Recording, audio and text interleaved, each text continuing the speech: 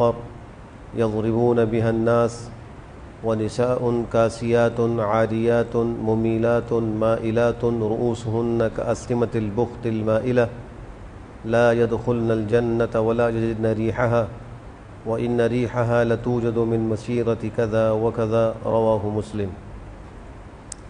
حضرت ابو ہریرہ رضی اللہ تعالی عنہ حضرت صلی اللہ تعالی علیہ وآلہ وسلم کا ارشاد نقل کرتے ہیں کہ دو جہنمی گروہ ایسے ہیں جن کو میں نے نہیں دیکھا، یعنی بعد میں پیدا ہوں گے۔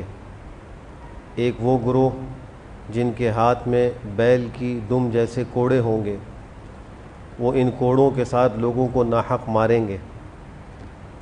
دوم وہ عورتیں جو کہنے کو تو لباس پہنے ہوئے ہوں گی، لیکن چونکہ لباس بہت باریک یا سطر کے لیے ناکافی ہوگا، اس لیے وہ در حقیقت برہنہ ہوں گی، لوگوں کو اپنے جسم کی نمائش اور لباس کی زیبائش سے اپنی طرف مائل کریں گی، اور خود بھی مردوں سے اختلاط کی طرف مائل ہوں گی۔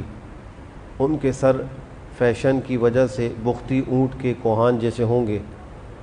یہ عورتیں نہ تو جنت میں داخل ہوں گی، نہ جنت کی خوشبو ہی ان کو نصیب ہوگی، حالانکہ جنت کی خوشبو دور دور سے آ رہی ہوگی۔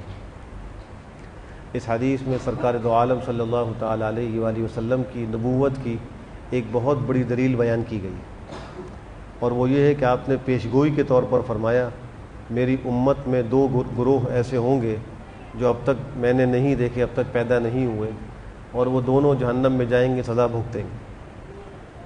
جو پہلا گروہ ذکر کیا وہ ان لوگوں کا ہے جن کے ہاتھ میں بیلوں کے دم کی مانند کوڑے ہوں گے۔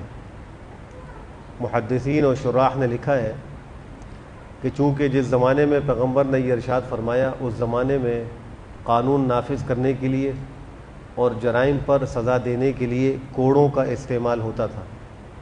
اس زمانے میں بندوق، رائفل اور پسٹل وغیرہ چیزیں موجود نہیں تھیں، تو اس سے مراد قانون نافذ کرنے والے ادارے کے وہ لوگ ہیں جو ظلماً لوگوں کو مارتے ہیں، بے گناہوں کو پکڑتے ہیں اور ان پر تشدد کرتے ہیں۔ محدثین کی روح سے اس پہلے گروہ کا مصداق ایسے لوگ۔ دوسرا گروہ ان عورتوں کا ہے جو بظاہر تو لباس پہنے ہوئے ہوں گی لیکن وہ حقیقت میں برہنہ ہوں گی۔ اس کے مختلف مطالب ذکر کیے ہیں اور مختلف معانی ذکر کیے ہیں۔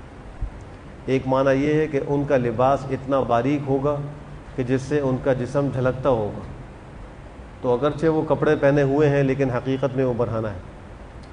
ایک مطلب یہ ہے کہ ان کا لباس جسم پر پورا نہیں ہوگا، بعض حصہ لباس سے مستور ہوگا اور بعض حصہ کھلا ہوا ہوگا۔